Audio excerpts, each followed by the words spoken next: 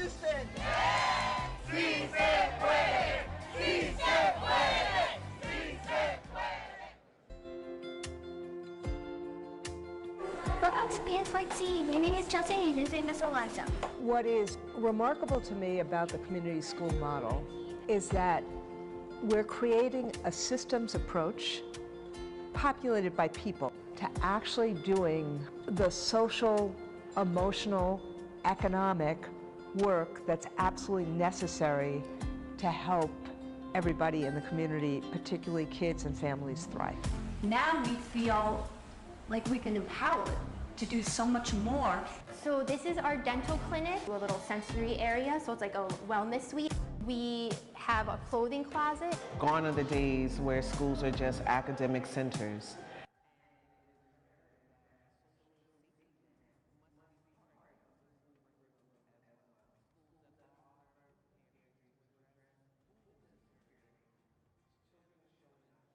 Better attendance, and you're also seeing the benefit of teacher retention.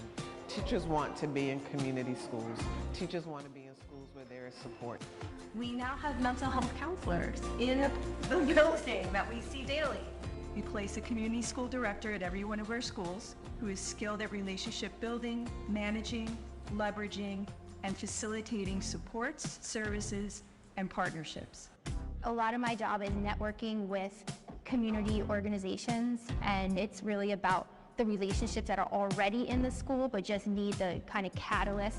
She finds ways to connect us with the resources we didn't even know existed. Sometimes we were like a little bit low, but when she came, we were like going like, whoa!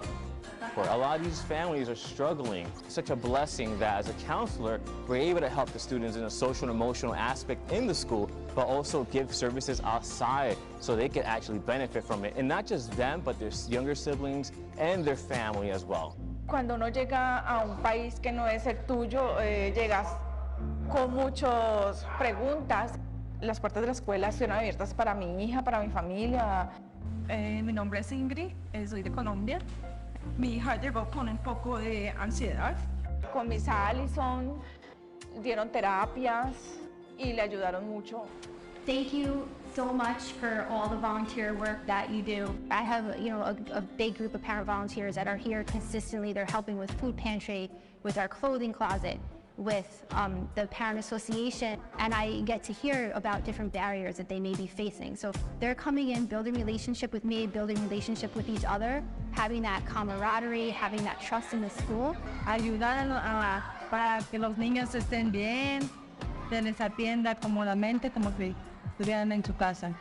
Everyone has a sense of ownership and leadership in this building so that when we say yes, there's also a system to support. And what I'm seeing here in terms of the infrastructure that you've put together is so remarkable.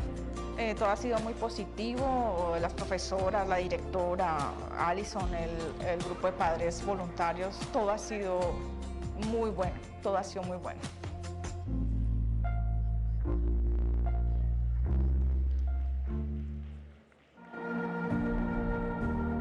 Public schools are the basis for strong communities, and community schools are the basis for strong communities, and that's part of what we are doing here. The International Welcome Center is our one-stop shop for newly arrived immigrant and refugees who are coming into the Kansas City Public School District. Those seeking asylum are told that very quickly they need to get their kids enrolled in school, so I think the earliest I've had somebody come, they said we got off the bus this morning and now we're here to enroll our kid. This map shows why we call ourselves the Global Academy. Wow. And are these current students? We have students from all over the world, including Africa, Asia, from the Americas. Our students come and initially speak no English whatsoever. They are not always here starting in elementary school. A lot of students that come to us that start in secondary, middle school, high school. We have the language here to support folks, and then we're able to offer wraparound services to create a soft landing in Kansas City. So they are some of our valedictorians, salutatorians graduating from school. I think this is just continuing to build a United States that's true to our roots, frankly, of immigrants and refugees looking for a better life.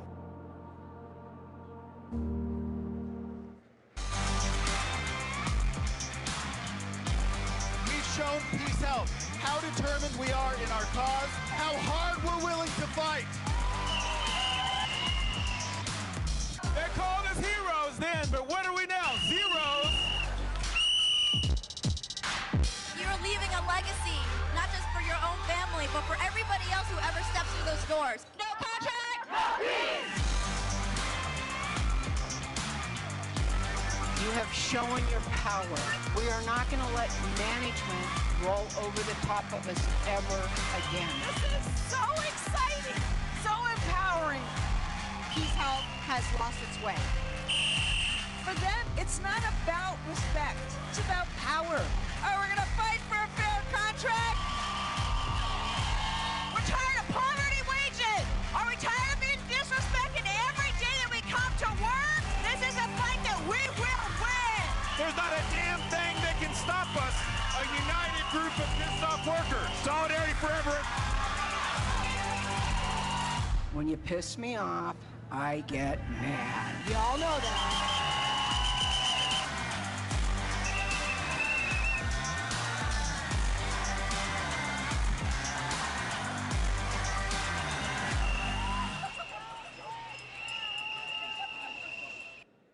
I believe school is a place where their mental health should be factored into those academics. Whether it's PTSD or they're homeless or they're in foster care or it's just not a good situation at home. Why are they acting out? What is the behavior caused from? And until we address those issues, then nothing's going to change. And at the moment, we have no resources, someone where I can send them and say, hey, this is your safe person. It's a big deal to me to have mental health teams within each school. When you have a school-based team, that child sees that person in their school as a community member every single day.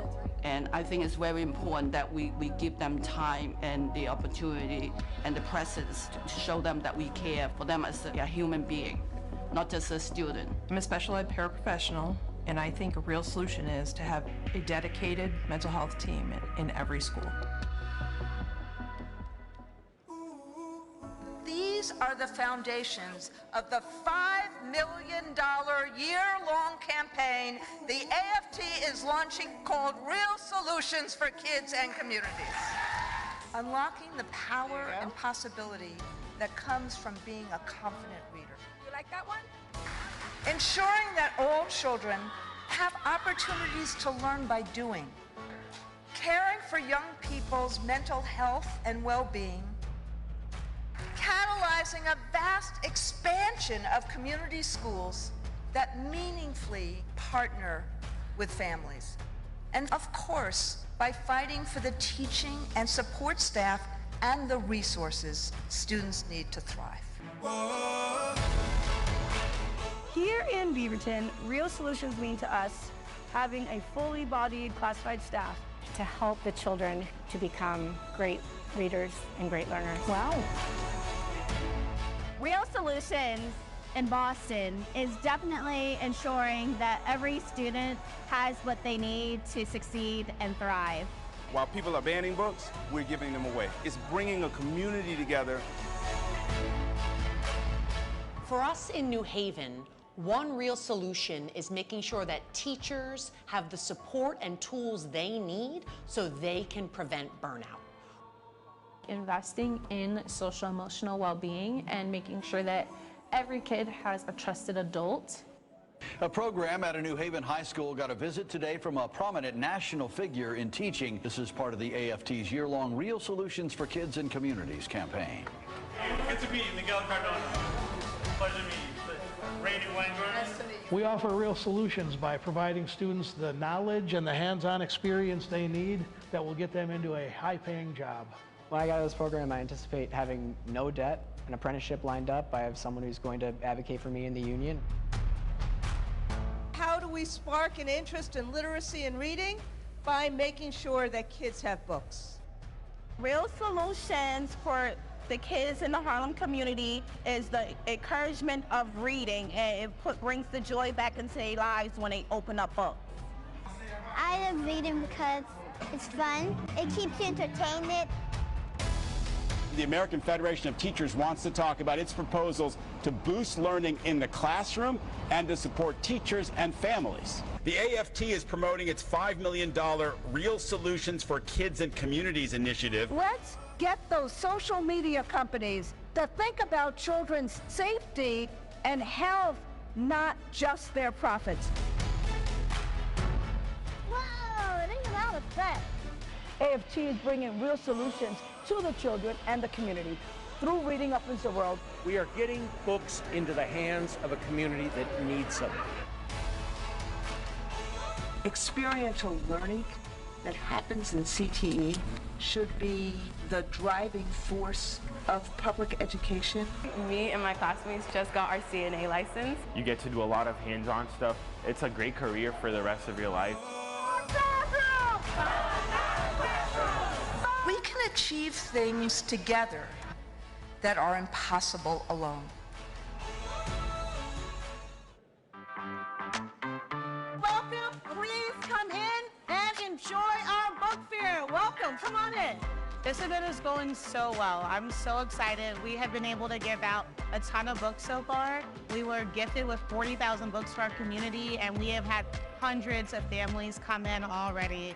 And that was made possible through a number of different partners, but none more important for this particular event than the UFT and the AFT. The superintendent, the principal, the teachers, the unions, everybody working together is the only way this works. This is all about building community, bringing the communities together in our school so that we can build our read, because it's all about reading. 584 reads. Research shows that the most important thing that influences like a student's ability to read well is matching them to books that they can read, that they want to read. I like comic books a lot. There's a movie called Descendants, and I got like spell books and stuff like that. There's no bookstores in our area, so to come through and be able to pick up so many books, it definitely has a huge impact. We want to build the fluency so that all of our students and children are prepared and ready for the world. We have so many books down here. We also have so many activities upstairs, games, food, vendors. So this event is really, really helping because District 7 has some of the lowest literacy rates in New York City, and we want to make sure that we are infusing our district with everything that they need. Well, literacy is everything, right? Being able to read, being able to learn, being able to explore is foundational. The smell of a book, the cover of a book, the look of a book. So to be able to pick up a book and see the joy in their faces after being through the pandemic, they get to be around their friends, they get to make associating that connection with reading a book and make it a party at the same time. That everybody finds books that they love. This is how you get kids to be confident and joyful readers. You gotta give them books. They gotta have books that they love. That's what the AFT is doing. That's Real Solutions.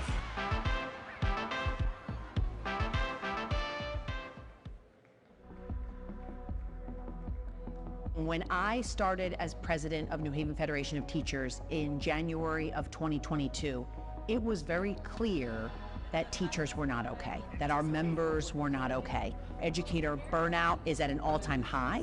So my job is to prepare you. The first few years of my career, being a teacher ended up becoming like who I was. Like all I would do is work, like I would grade papers outside of school. I didn't have a social life because I was just so exhausted from everything that was going on. So I think that's one of the big stressors is like, how do I support myself while supporting the kids in not just their academics, but like their social, emotional well-being. It's a lot. I was the SPMT chairperson. I was the restorative person fixing the problems with the students. I'm the SEL person. So I think it was a lot, and not having anyone else want to step up and do it. The frustration of being asked to do so many roles at the school on top of my teaching. When something's difficult or challenging, what do you do? Given what we know about what teachers are experiencing with burnout, we wanted to be proactive and give teachers and educators the tools they need to prevent burnout. We worked out the logistics with Educators Thriving, and through a grant from AFT, we were able to offer 50 of our members professional learning series or personal learning series with Educators Thriving that they were paid to do. So the sessions that our members participated in with Educators Thriving focused on pitfalls that often lead to increased burnout and how to prevent those pitfalls. You could do something to hold it up. Truly, the things, the tiny habits that she talked about were so beneficial and allowed us to be reflective and step back from our roles as the teacher, the fixer, the solver of everything, and say, no, I have a life too, and I need to live my life and enjoy it. I can't give everything, to the kids. And in realizing that, you do then become a better teacher because you're not stressed. You come here happy because you've taken care of yourself. As a matter of fact, we're all probably feeling the same way. I think that's the biggest thing, like with Educator Thriving, was like it gave me tools to evaluate where I lacked and then how could I fix it. I think the big thing was before, like I knew that these were lacking, but I didn't know how to fix it or how to work on it. So it like pushed me to work on those things and be solutions oriented rather than just complaining about a problem. Tell somebody, like, ooh, I did that. So we ended up finding out that our members, 98% of them were thrilled with the professional learning that they received, and they said that it helped them feel increased well-being throughout their school year. And that's a win for us. When our teachers have the tools they need to feel increased well-being, our students benefit, our schools benefit, and ultimately those are the solutions that we really believe we can all get around.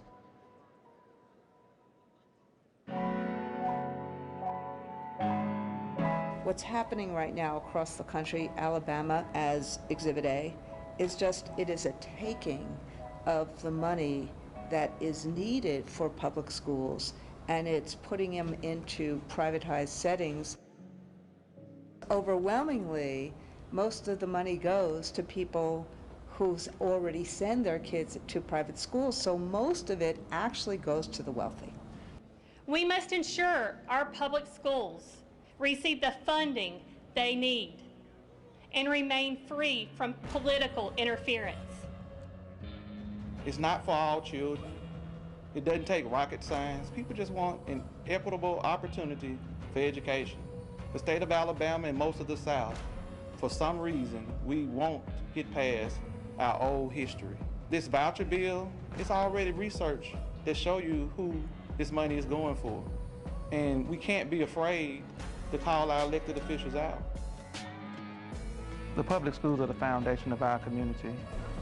The Treaty of Paris of what year? All right, 1763. If you have a mind to learn and a work ethic, the faculty and staff here will do everything they can to try to take these students to the next level. That's why it's called a public school. Everybody should have a right to a free and appropriate education. Our job is to make sure that we make every public school a place where parents want to send their kids, educators want to work, and kids succeed. And what's important to me is when I see my students' growth, my scholars' growth. That is the work of educators who are standing behind me. That's the work of teachers. That's the work of paras. That's the work of bus drivers. That's where passion meets purpose.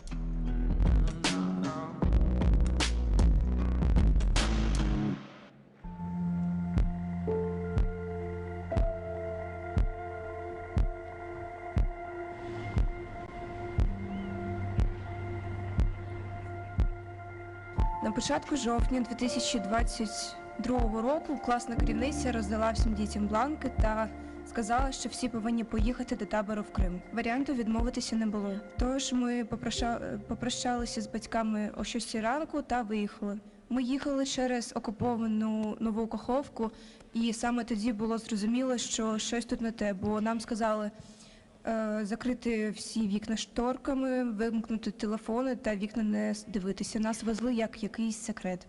Вони мене відвезли в табір учителей вибачте, дружбу. Там треба було співати російський гімн. Якщо ти цього не робив, то ти писав доповідну. Наступний раз ти розмовляв з наглядачем Астаховим, а на третій раз тебе просто саджали в ізолятор. Ізолятор – це кімната 2х2, в якому є ліжко, туалет і балкон з решітками. Тебе там нікуди не випускають, телефон не можна. Я там пробув 4 рази, це взагалом 15 діб. На той момент мені було дуже сильно страшно, я навіть думав втікти, але я розумів, якщо я втечу, то будуть жахливі наслідки. Ми з братом були вимушено переміщені на територію Росії. Правили на навчання, а мого брата забрали до літнього табору до Росії, начебто на відпочинок на 2 тижні. Вони всіляко намагалися мене пояснити, що я маю отримати російське громадянство, бо я, як дитина-сирота, можу отримати їхні плюшки. Але я розуміла, що я громадянка своєї країни, України, і я в них просто як гість, я не маю права на це. Це просто була маніпуляція. Саме найважче було це повернутися назад до України і забрати свого брата. Я знаходилася на території Росії, дуже близько до кордону з Україною, і коли я бачила вивіску Харків, я просто дуже сумувала і хотіла потрапити на територію України. Він збирав всіх новеньких та говорив, що Росія поглине Україну, українці стануть рабами росіян. А якщо ти на території табору згадаєш щось за Україну, то збираєш речі і йдеш додому пішки.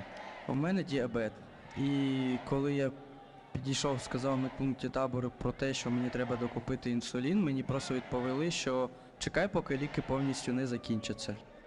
Через 2-3 дні до мене підходить Валерій Астахов і говорить, що якщо я не підкорюсь Росії, то я помру в таборі. В один з моментів так мені здалося, що я вже не зможу повернутися, але я потім, сам собі сказав, що надія помирає остання. Тому що я знав, що мої батьки та я не зупинюся на тому, що повернутися додому. Я могла зв'язатися з батьками, але це було досить проблематично, бо в Херсоні була російська зв'язь та не було інтернету. Коли сказали, що з'явився новий закон, що якщо дитина півроку без батьків, то її віддають в дитбудинок. Через 4 місяці. Потім я зв'язалася з мамою через своєї подружки. І я дізналася, що вона знайшла Save Ukraine, з допомогою якого вона вже робила собі закордонний паспорт. І потім, коли дізналися в мене в коледжі, що до мене приїде мама, на мене тисли дуже, що ось вона тобі бреше, це неправда, тобі це говорять спеціально, щоб дати якусь надію, на самом ділі до тебе ніхто не приїде, ти їй не потрібна, і на неї не хватить коштів до тебе приїхати. Всім дітям робили російські документи, і я була наступною в черзі, але не встигли. Але, к щастю, саме тоді я дізналася про Save Ukraine і нарешті повернулася додому.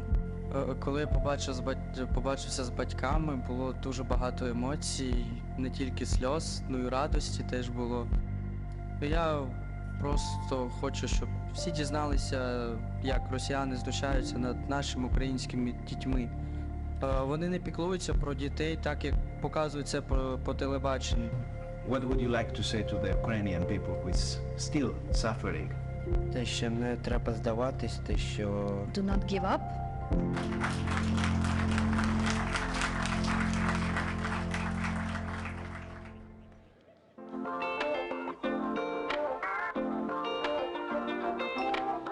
I like to read because it kind of gives you an experience.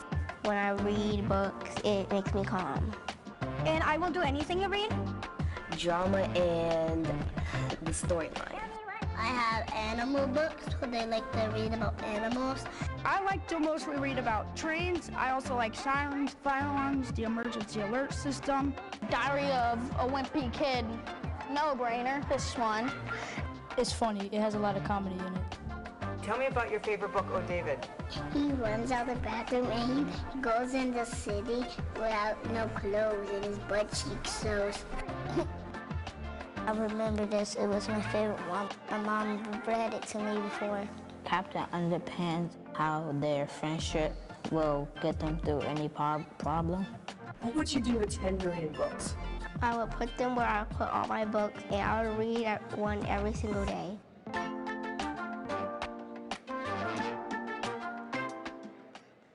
Hair Love is a banned book. It's crazy these times we live in where a book about a dad trying to do his daughter's hair would be considered something that people don't want to have in schools or libraries.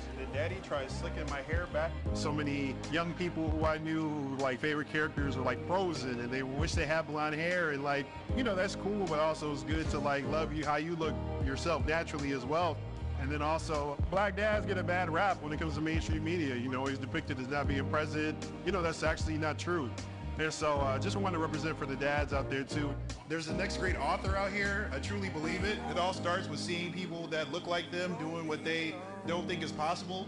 There's just been growing lists of books that are banned, and one of the things that often is in common is that they're from authors of color. You know, we just got to continue to stand up and continue to speak out against this. There's nothing wrong with self-love and teaching people to love themselves.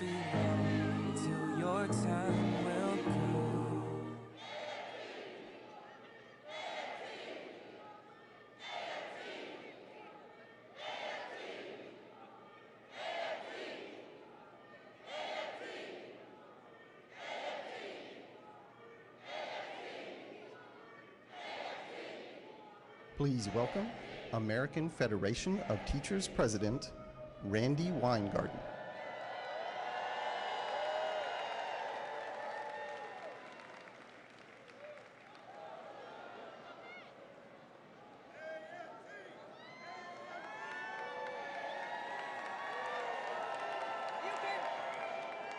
You can tell I'm excited because I don't think I have ever tripped up those stairs.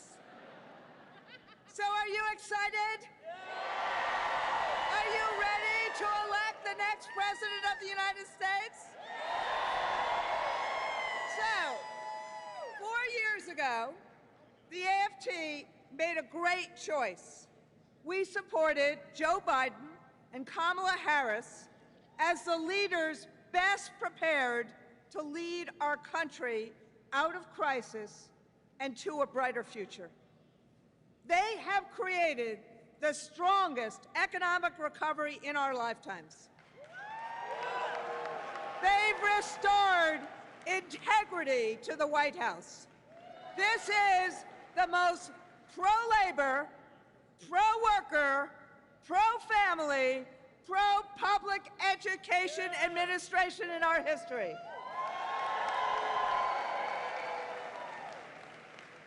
Now, we have an opportunity to make history again. Kamala Harris has led the fight for our freedoms, to make our own decisions about our own bodies, to live safe from gun violence, and the freedom to join a union.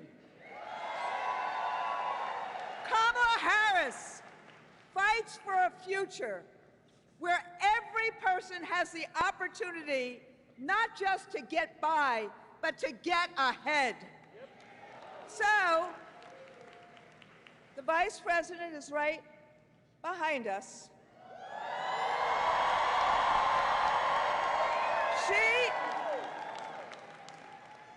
I told her earlier that her entry into the race has electrified this race and has electrified this hall.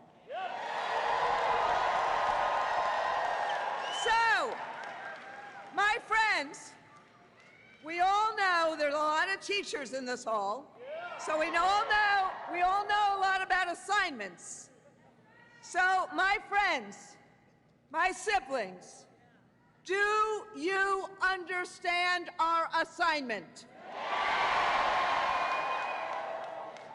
Are we going to go full throttle through November 5th? Are we going to shatter every record for voter turnout? And are we going to elect Kamala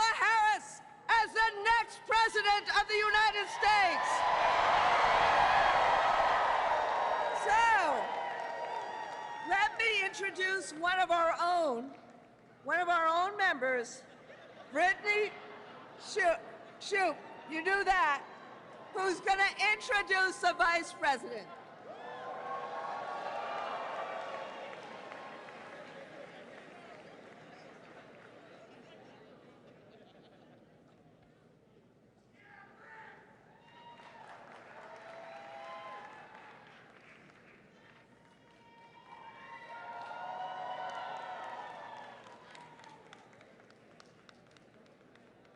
Hello, AFT family. My name is Brittany Schaup. I'm a proud member of the Pittsburgh Federation of Teachers, Local 400. Now, I've only had 3 pinch me, I don't believe this is real moments in my life. One, when I was hired as a special education teacher in the Pittsburgh Public Schools, which has been my dream since I was a 3rd grader in the Pittsburgh Public Schools. 2, when my sweet, loving husband proposed on Christmas morning. And 3, these last 36 hours, when I found out I was going to introduce Vice President Harris. As a special education teacher, I had heard about the Public Service Loan Forgiveness Program. Unfortunately, what I had heard was that during the last administration, most people who applied for it didn't get it. The Biden-Harris administration fixed PSLF and made the process easy. So I applied and later had my student loans forgiven. This is a huge weight off my shoulders, and now I help my fellow teachers get the debt forgiveness they deserve. Vice President Harris fights for us. And as president, she will fight for a better life for all Americans. And now it is my honor to introduce the first woman to be elected Vice President of the United States, Kamala Harris.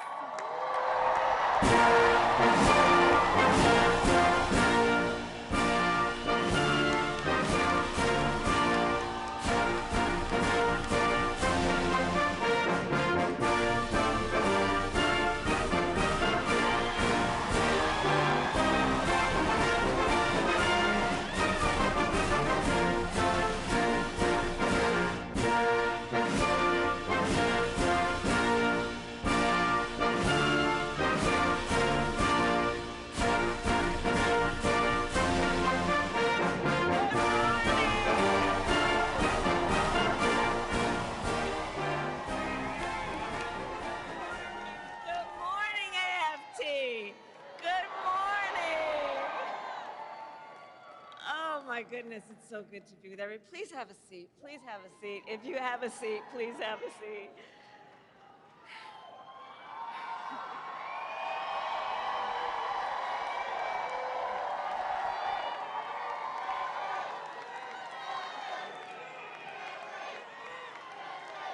It is good to be in the House of Labor.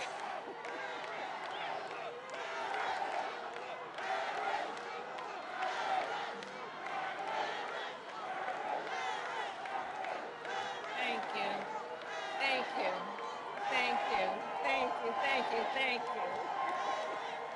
My goodness. Thank you, everybody. Thank you.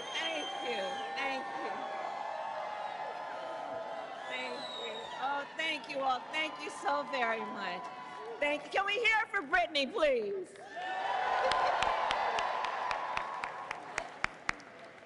Oh, thank you all. It's so wonderful to be back with everyone here. Thank you. That means so much more than I can say.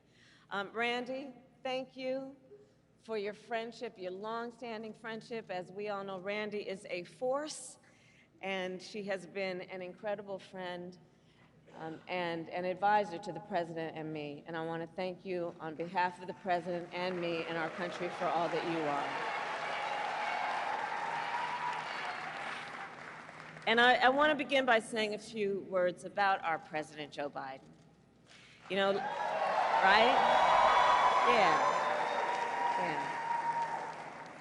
So last night, our president addressed the nation, and he showed once again what true leadership looks like. He really did. His words were poignant. You know, I'll speak in a moment about the importance of reminding people of history, teaching America's true history.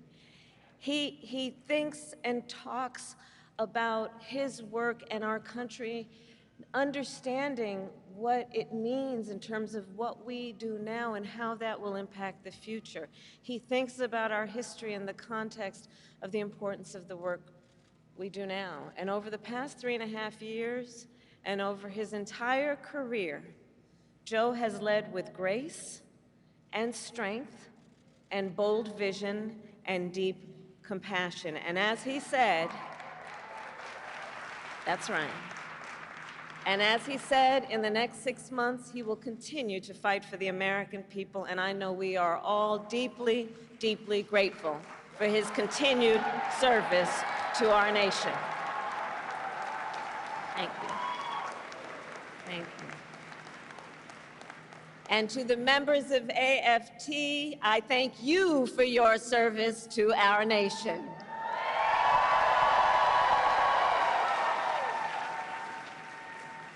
From the public service workers and higher education faculty to the school bus drivers and the custodians, to the school nurses and our teachers, you all do God's work educating our children, the whole ecosystem of who are AFT members.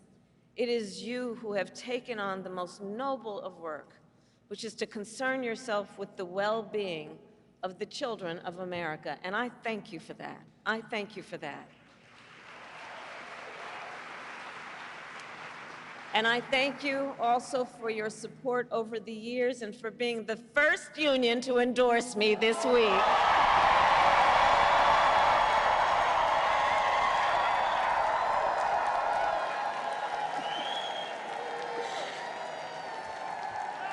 Thank you. I thank you. I thank you.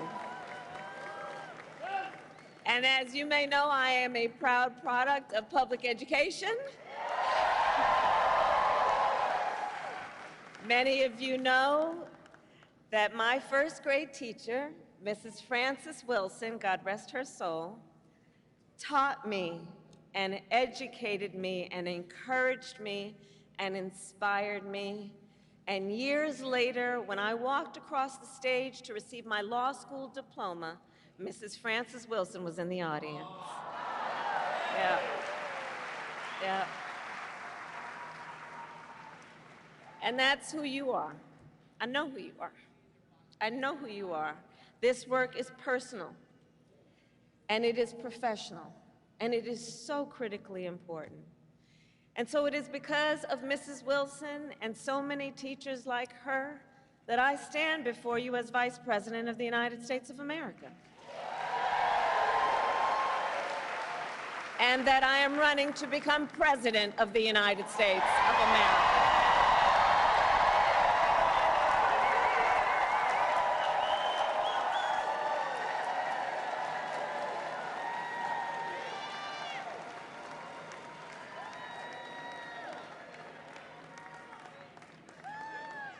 And what I know firsthand is that our teachers and all those who are here, all the members of AFT, I know that by nature, you are visionaries. You are focused on the future. The work you do is about a focus on the future. You see the potential in every child. You foster it, you encourage it, and in so doing, you shape the future of our nation, which is why I say we need you so desperately right now. Today, we face a choice between two very different visions for our nation. One focused on the future, and the other focused on the past. And we are fighting for the future.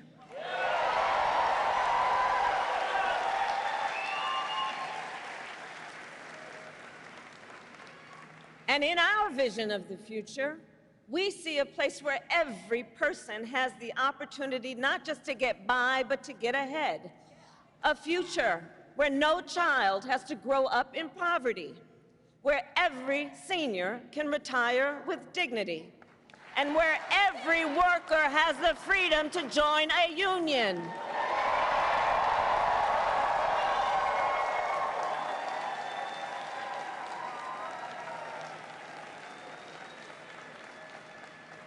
We see a future with affordable health care, affordable child care, and paid leave, not for some, but for all.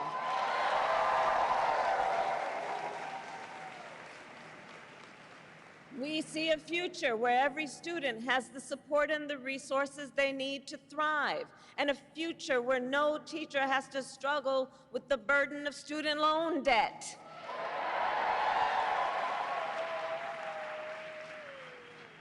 So as an example, our administration has forgiven student loan debt for nearly 5 million Americans, and twice as much for our public servants, including our teachers. Teachers like Tanya Cabeza, who I met recently in Philadelphia. Tanya was first in her family to go to college, and she had been, like many, paying off her student loans for 20 years. And she told me, she was like, look, I at many times wondered, would I have to leave this profession I love to just be able to pay my bills? But I didn't leave, because I love what I do and I understand the importance. But making decisions then about what she could afford in terms of her daily obligations and dealing with these loans. And after 20 years, she still owed $40,000 in student loans. And we forgave it all.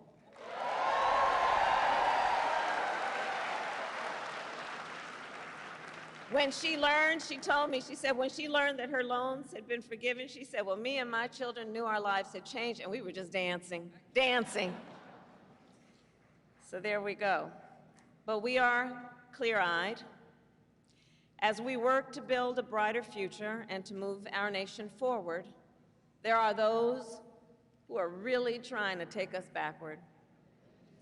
And you, I'm sure, have seen their agenda, Project 2025. Randy, can you believe they put that thing in writing? 900 pages in writing. So Project 2025 is a plan to return America to a dark past. Donald Trump and his extreme allies want to take our nation back to failed trickle-down economic policies, back to union busting, back to tax breaks for billionaires. Donald Trump and his allies want to cut Medicare and Social Security, to stop student loan forgiveness for teachers and other public servants. And I say to AFT, they even want to eliminate the Department of Education and end Head Start, which of course would take away preschool from hundreds of thousands of our children. He intends to give tax breaks to billionaires and big corporations and make working families foot the bill. And he intends to end the Affordable Care Act. Now think about that, to take us back to a time when insurance companies had the power to deny people with pre-existing conditions. Remember what that was like? Children with asthma, women who survived breast cancer, grandparents with diabetes. You know, America has tried these failed economic policies before, but we are not going back. We are not going back.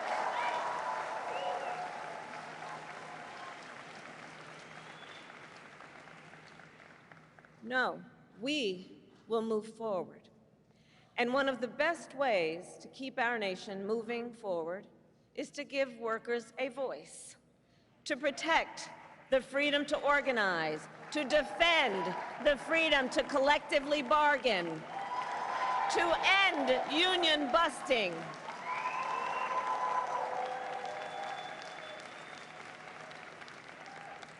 as head of the White House Labor Task Force, I have led our work to eliminate barriers to organizing in both public and private sectors, including for teachers. But there is more that we must do. President Joe Biden and I promised to sign the PRO Act into law, and I promise you I will keep that promise.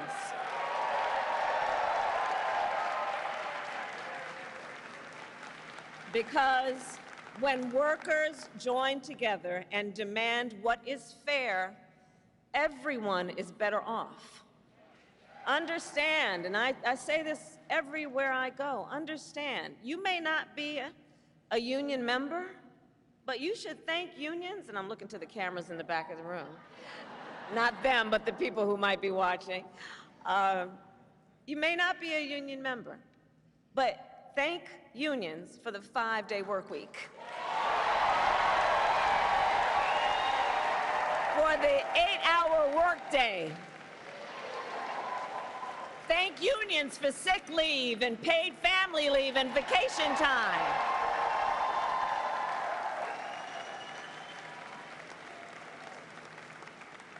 Because the fact is, unions helped build America's middle class. And when unions are strong, America is strong.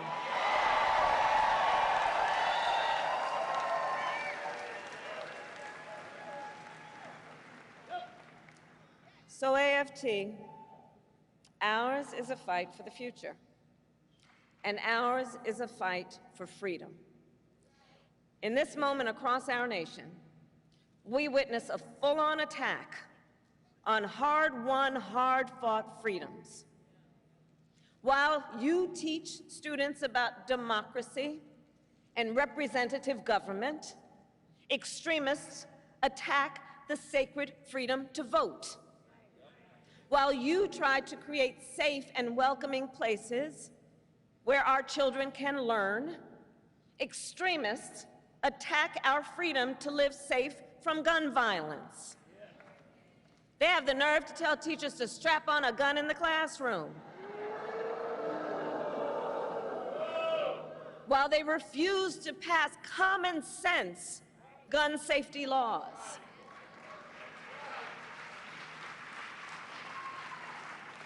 And while you teach students about our nation's past, these extremists attack the freedom to learn and acknowledge our nation's true and full history, including book bans. Book bans in this year of our Lord 2024. And on these last two issues, just think about it. So we want to ban assault weapons, and they want to ban books. Can you imagine? All the while, these extremists also attack the freedom to love who you love openly and with pride.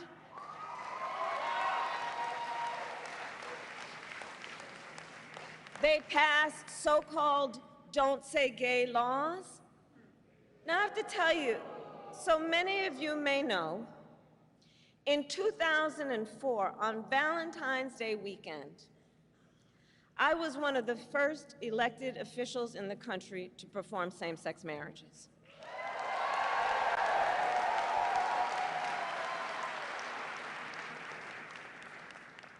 So here's the thing. It pains me so to think 20 years later that there are some young teachers in their 20s who are afraid to put up a photograph of themselves and their partner for fear they could lose their job. And what is their job? The most noble of work, teaching other people's children. And God knows we don't pay you enough as it is.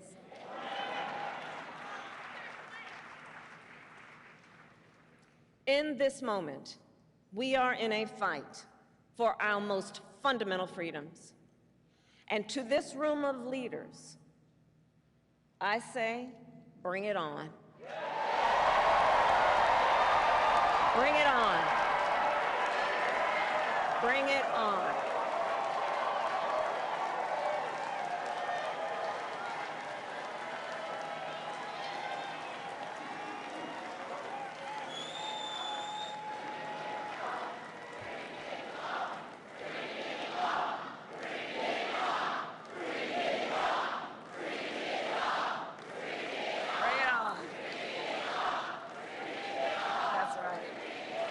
Because here's the thing. We believe in our country. We believe in its promise of freedom. And the American people believe in the promise of freedom. So we are in the fight. We who believe in the freedom to vote will pass the John Lewis Voting Rights Advancement Act and the Freedom to Vote Act. We who believe in the freedom to live safe from gun violence will pass an assault weapons ban. We who believe that every American should be free from bigotry and hate will fight to protect our teachers and our students from discrimination and make sure every student can learn America's history. And we who believe in reproductive freedom will restore the freedom of a woman to make decisions about her own body and not have her government telling her what to do.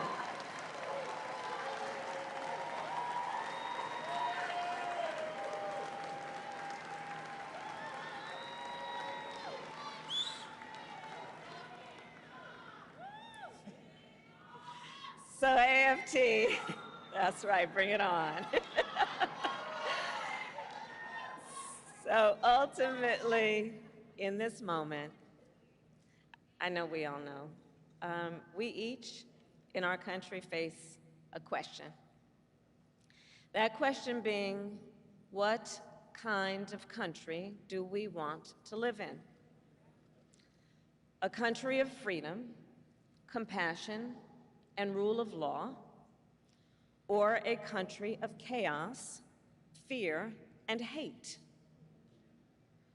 The beauty of our democracy is that we each have the power to answer that question when we vote.